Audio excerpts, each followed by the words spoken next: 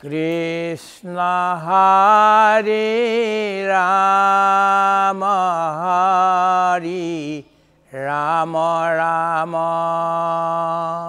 Krishna Hare Rama Hare Rama Rama Krishna Hare Rama Hare Rama Rama Krishna Hare Rama Hare Rama Rama Krishna Hare Rama Hare Krishna Rama Hare Krishna Hare Rama Hare Krishna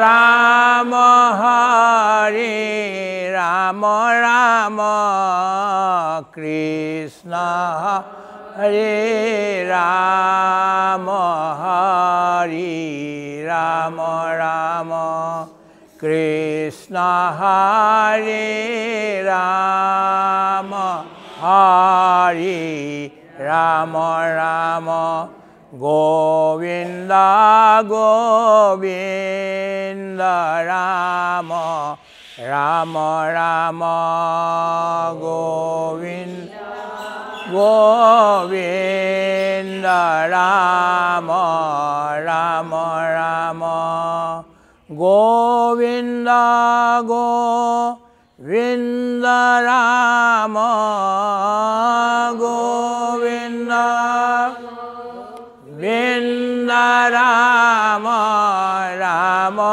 Rama Mukunda Madhava Rama Rama Rama Mukunda Madhava Rama Rama Rama Mukunda Madhava Rama Rama Rama Mukunda Madhava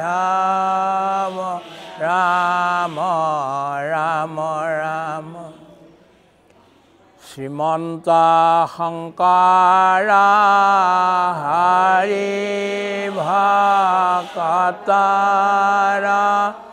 Jana Jena Kalpa Taru Tahanta Binai Nai Nai Nai Amara Para Maguru Ram Tahanta Binai Nai Nai Nai Amara Para Maguru Kripara Hagara Devaki Nandana Puri Omana Rakama Bhakata Rahanga Hadanu Gusuka Mukhetu Aguna Nama Ram Bhakata Rahanga Hadanu Gusuka Mukhetu Aguna Nama Ho Hari Aura Jai Guru Srimanta Shankaradevar Jai Jai Jai Krishna আমি সকলো ভক্তকে আইসকলক বৃন্দাবনৰ গোপী সদৃশ আইসকলকো আমি সেৱা জনাইছোঁ, ধন্যবাদ দিছোঁ। কোৱা হয় যে গংগা গৌমুখৰ পৰা যে ওলাইছে তাৰ পৰা বৈ বৈ আহি গংগা সমুদ্ৰত গংগা সাগৰত পৰিছেগৈ গৈ। এই গোটেই সময়তে গংগা কিন্তু অত্যন্ত পবিত্ৰ।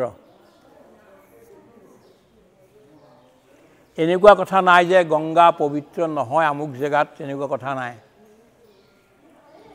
উগম স্থানৰ পৰা শেষ স্থানলৈকে গংগা সদায় পবিত্ৰ।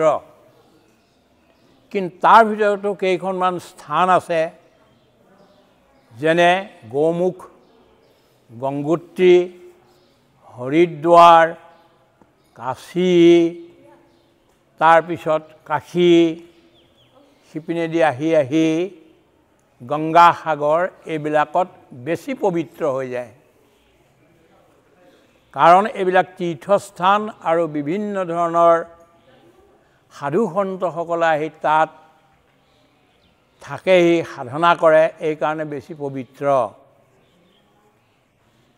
পৃথিৱীৰ সকলো স্থানেই পবিত্ৰ। ভাৰতবৰ্ষটো অতি পবিত্ৰ, তাৰ ভিতৰত অসমো বহুত পবিত্ৰ স্থান। সেই গোটেই পবিত্ৰতাবিলাকৰ ভিতৰতো আকৌ এই বৰদোৱা আৰু লখিমপুৰৰ লেটেকু পুখুৰী। বৰদোৱাত মহাপুৰুষ শ্ৰীমন্ত শংকৰদেৱৰ জন্ম হ'ল আৰু লেটেকু পুখুৰীত ৰঙাজানত জন্ম হ'ল মহাপুৰুষ মাধৱদেৱৰ। এই স্থান আমাৰ অসমীয়াৰ কাৰণে অতি অতি অতি পবিত্ৰ, অতি প্ৰিয় আৰু অতি অবিচ্ছিন্ন। আমি ভাবোঁ যে ভগৱানে বৈকুণ্ঠত পৃথিৱীখনৰ বহু জেগাক ভাল পোৱাৰ দৰেই অসমকো ভাল পাইছিল। সেইকাৰণে অসমীয়া সংস্কৃতি, ভাষা, সাহিত্য আৰু আধ্যাত্ম, ভক্তি এই সকলো ৰক্ষা কৰিবৰ কাৰণে শ্ৰীমন্ত শংকৰদেৱ আৰু মাধৱদেৱক তেওঁৰে এটা অংশ হিচাপে ইয়ালৈ পঠিয়াই দিছিল। ভালকৈ এটা কথা ভাবি চাওক, যদি শংকৰদেৱ আৰু মাধৱদেৱ নহ'লহেঁতেন, হৰিদেৱ, দামোদৰদেৱ আজিৰ লোকসকল যদি নহ'লহেঁতেন, তেন্তে অসম এনেকৈ থাকিলেহেঁতেন নে? অসমীয়া সংস্কৃতি ৰ'লহেঁতেন নে? বা আজিও যদি অসমৰ এই মহাপুৰুষসকলৰ শিক্ষাবিলাকক যদি আমি নাৰাখোঁ, তেতিয়াহ'লে অসম এক মুহূৰ্তৰ কাৰণেও থাকিবনে? নাথাকে। মহাপুৰুষ শ্ৰীমন্ত শংকৰদেৱ, মহাপুৰুষ মাধৱদেৱৰ শিকনিবিলাক আছে কাৰণেহে, শিক্ষাবিলাক আছে কাৰণেহে, সাহিত্য সংস্কৃতিবিলাক আছে কাৰণেহে, ভাষা আছে কাৰণেহে, কীৰ্তন ৰসম ঘোষা ৰত্নাৱলী আছে কাৰণেহে আমি বৰ্তি আছোঁ। যিমানে অন্য ভাষা আমি নিশিকো, লাগিলে অসমীয়াই শিকো, ইংলিছেই শিকো বা বংগালীয়ে শিকো বা ফ্ৰান্সেই শিকো বা জাৰ্মান ভাষাই শিকো, যিমান পণ্ডিত নহ'লেও কিন্তু অসমীয়া ভাষা যদি নাথাকে আমি কোনো নাই। কিন্তু আমাৰ অস্তিত্ব এই অসমীয়া ভাষাৰ কাৰণে আছে, যিটো মহাপুৰুষ দুজনাই আৰু বহু সাধকে, ভাষাৰ সাধক, সংস্কৃতিৰ সাধকে দি গ'ল বুলি আমি এতিয়া জীয়াই আছোঁ। আৰু যদি অসমীয়া সংস্কৃতি আৰু অসমীয়া জীৱনক ৰক্ষা কৰিবলগীয়া হয়, তেতিয়াহ'লে আমি শংকৰদেৱ, মাধৱদেৱৰ ওচৰলৈ আহিবই লাগিব, আৰু কোনো উপায় নাই অন্য। সেইকাৰণে আমি বহুত দিনৰ পৰা ভাবি আছিলোঁ যে আমি এবাৰ, মাজতে আমি আহিছোঁ, কিন্তু তথাপিতো আমাৰ আশ্ৰমৰ লোকসকলক লৈ এবাৰ আমি ইয়াত আহি আমাৰ মূৰ দোৱাব লাগে, প্ৰভুৰ আশীৰ্বাদ ল'ব লাগে। আমি বহুত ডাঙৰ ডাঙৰ কাম কৰিবলৈ হাতত লৈছোঁ।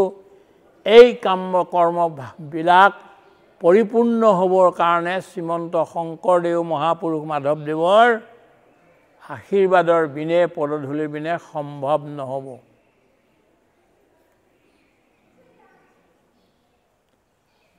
আমি এতিয়ালৈকে প্ৰায় 50খনমান গ্ৰন্থ লিখিলোঁ।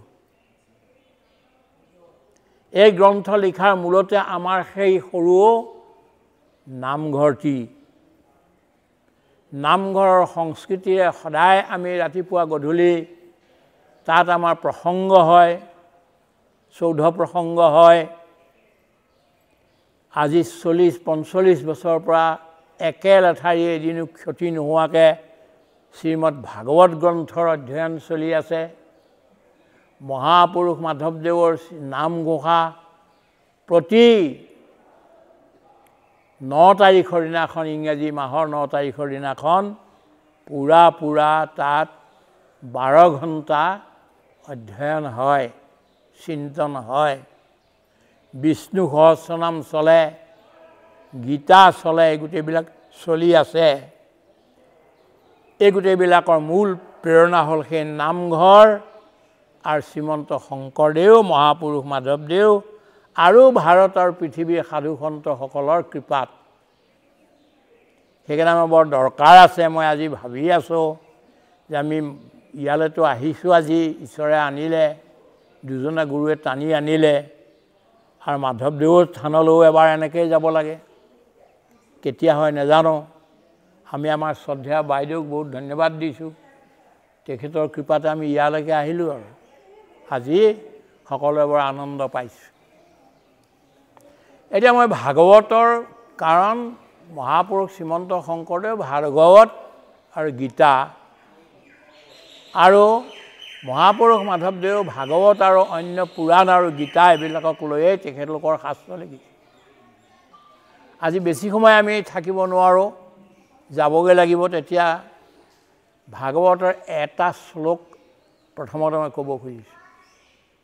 আপোনালোকে চকু মুদি লৈ মনক একেবাৰে স্থিৰ কৰি মোৰ এই ভাগৱতৰ শ্লোকটো শুনক আৰু তাক মনত ৰাখিবলৈ যত্ন কৰিব।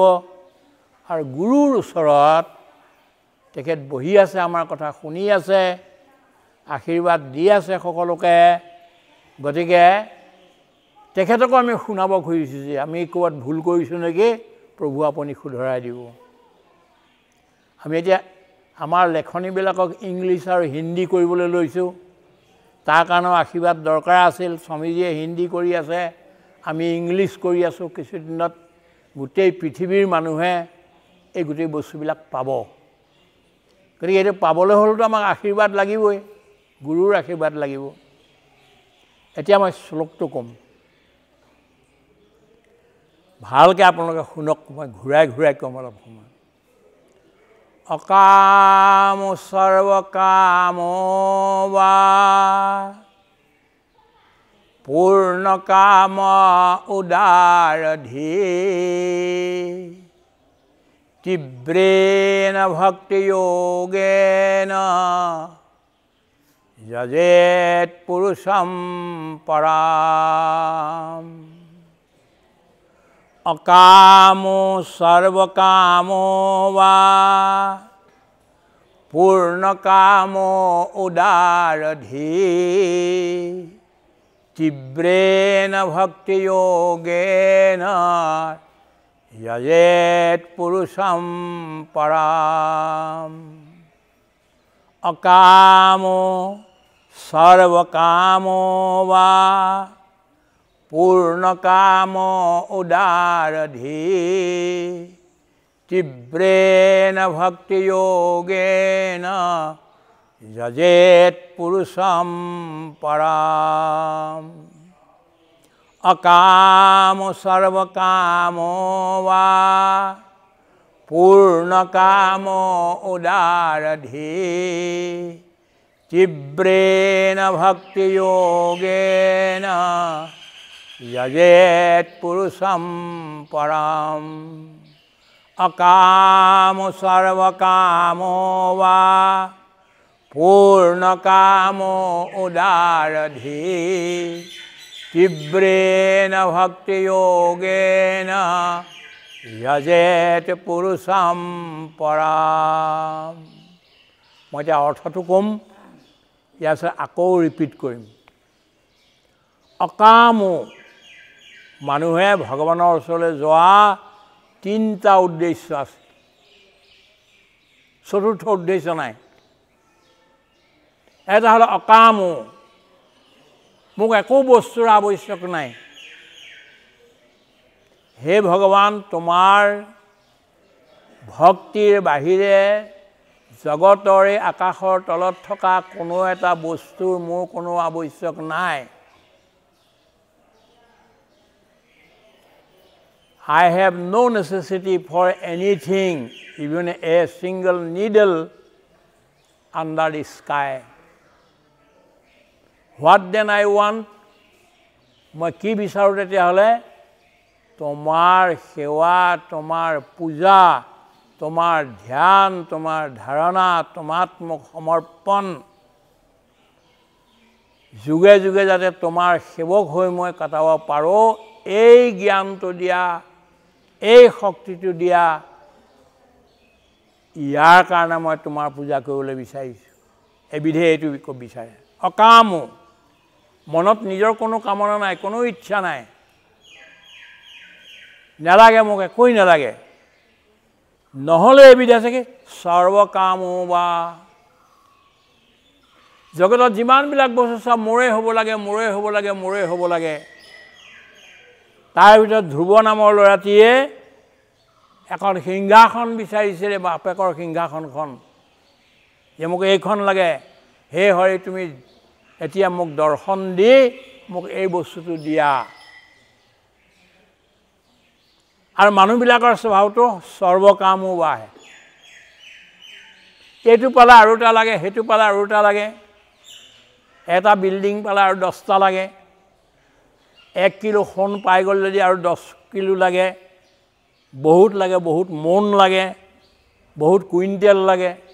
এখন ৰাজ্য যদি পায় আৰু গোটেই পৃথিৱী লাগে। আজি গোটেই পৃথিৱীত এইটো চলিয়ে আছে এইখিনি সময়ত।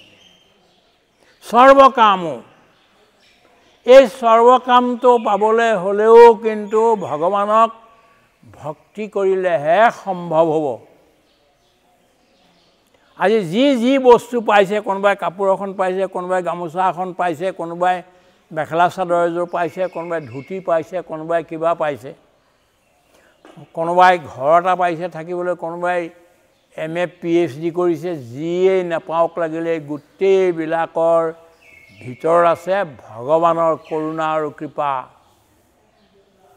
ভগৱানৰ ইচ্ছা নোহোৱা হ'লে, ভগৱানে নিদিয়া হ'লে আমি ইয়াৰ ভিতৰত এটাও নাপাওঁ। আমি সৰ্বকামলৈ গৈ যাবলৈ বিচাৰিছোঁ, কিন্তু সৰ্বকাম আমি কোনোদিনাখন কৰিবগৈ নোৱাৰোঁ। আমাৰ লিমিটেশ্যন আছে, আমি যাবই নোৱাৰোঁ সৰ্বকামলৈ। সকলো পাবলৈ কি পাব? সকলো এটাতো মানুহে শৰীৰটো বিচাৰিব, ডাক্তৰ ফষ্ট আছে বিচৰাৰ দৰে। শৰীৰটো বিচাৰিব, ধুনীয়া শৰীৰটো, তাত যৌৱন বিচাৰিব, তাৰপিছত কি বিচাৰিব? ৰজা হোৱাটো বিচাৰিব, তাৰপিছত সম্পত্তি হোৱাটো বিচাৰিব, তাৰপিছত সমাজত প্ৰতিপত্তি হোৱাটো বিচাৰিব, তাৰপিছত এগৰাকী সুন্দৰী পত্নী বিচাৰিব, তাৰপিছত ল'ৰা ছোৱালী বিচাৰিব, আৰু বিচাৰিবলৈ কি থাকিল? এতিয়া চৈতানে কৈছে আৰু দিয়া, তুমি যি বিচাৰা মই দিম, দি আছোঁ নহয়, আৰু বিচাৰা। কি বিচাৰা? বিচাৰিবলৈ মানুহ, human being has a limitation. মানুহৰ বিচৰাৰো এটা লিমিটেশ্যন, সীমা আছে, তাতকৈ আগত গৈ একো বিচাৰিবগৈ নোৱাৰে। যিখিনি বিচাৰে সেইখিনিও কিন্তু ঈশ্বৰৰ অনুগ্ৰহতহে আমি প্ৰাপ্ত কৰিম, সৰুৱে হওক বা ডাঙৰে হওক। অকামো সৰ্বকামো বা পূৰ্ণ কাম উদাৰধি। পূৰ্ণ কাম মানে কি? ঈশ্বৰক পালে আৰু অন্য একো পাবলৈ নাথাকে। ঈশ্বৰক নোপোৱাৰ কাৰণেহে আমি এইটো লাগে, সেইটো লাগে, সেইটো লাগে কৰোঁ। ঈশ্বৰক যদি এবাৰ পাই যায়, তেতিয়াহ'লে আৰু সেইজন ব্যক্তি একো নিবিচৰা হৈ যায়, শান্ত হৈ যায়। কিনো অনু গ্ৰাহ কৰিলা মাধৱ গোসাই মোৰ ৰাজ্য ভাৰ মহাজ্ঞানী গণে আকে সেৱান ছয় মনত বিবেক যাৰ নমাগো আন মাধৱ তোমাত শৰণ সেৱাত পৰে হে ভগৱান তোমাৰ চৰণৰ বাহিৰে অন্য একো নিবিচাৰোঁ মই একো নিবিচাৰোঁ চৰণ সেৱা তুমি মোক দিয়া এইখিনিকে মই বিচাৰিছোঁ মহাজ্ঞানী গণে আকে সেৱান ছয় মনত বিবেক যাৰ যাৰ মনত বিবেক আহি গ'ল চিন্তা শক্তি আহি গ'ল তেওঁ আৰু অন্য একো নিবিচাৰে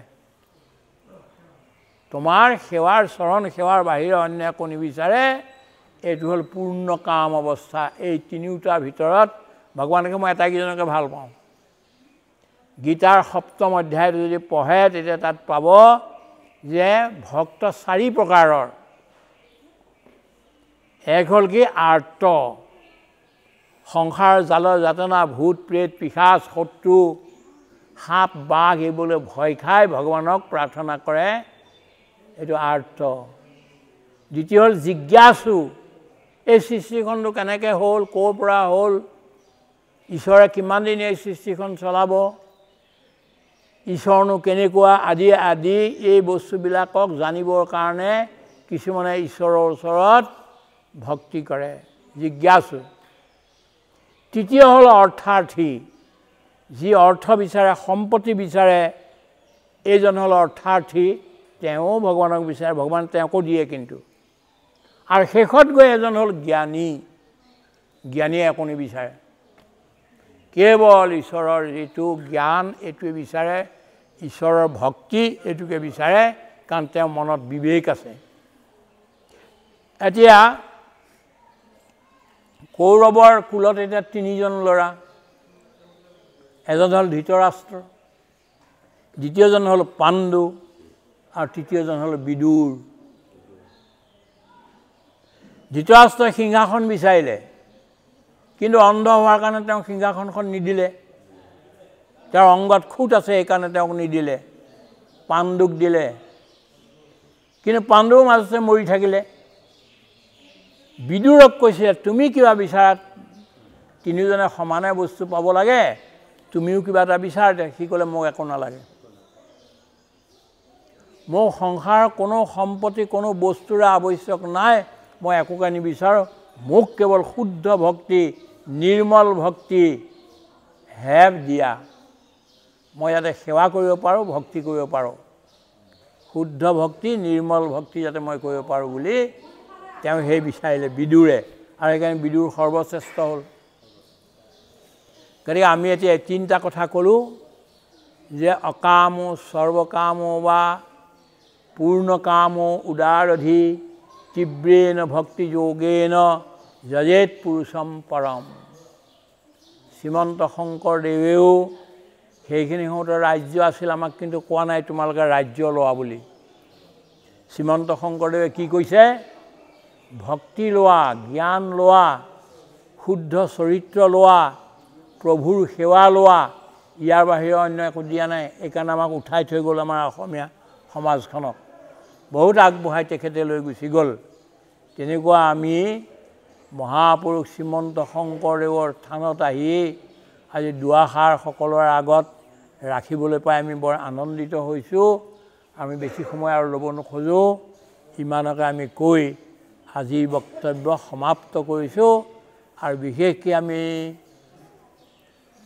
এই নগাঁৱৰ লোকসকলক যিসকলে আমাৰ আদৰ আপ্যায়ন কৰিলে ৰান্ধি বাঢ়ি খুৱালে ছোৱালীহঁতেও বৰ আনন্দৰে বাঢ়ি মেলি বৰ ভক্তি ভাৱনাৰে আমাক খুৱালে সেইকাৰণে সকলোকে ধন্যবাদ দিছোঁ মই এই অসমত পদযাত্ৰা কৰি আছিলোঁ নগাঁৱতো 2.5 মাহ মই প্ৰাৰ্থনা মানে যাত্ৰা কৰিছোঁ, পদযাত্ৰা। নগাঁৱৰ মৰিগাঁও নগাঁও এখনেই আছিল, এতিয়াহে বেলেগ হৈছে, কিন্তু এখনে মই মৰিগাঁৱৰ নগাঁও এই মিলাই পেলাই 5 মাহ ইয়াত খোজকাঢ়ি গাঁৱে ঘূৰিলোঁ।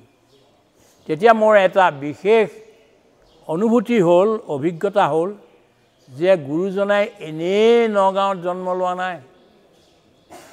ইয়াৰ মানুহৰ যিটো প্ৰেম, যিটো ভক্তি, যিটো শ্ৰদ্ধা, যিমান মৰমীয়াল উদাৰ হৃদয়ৰ, এই গোটেইবিলাক সাধাৰণতে অন্য জেগাত পাবলৈ বৰ কম।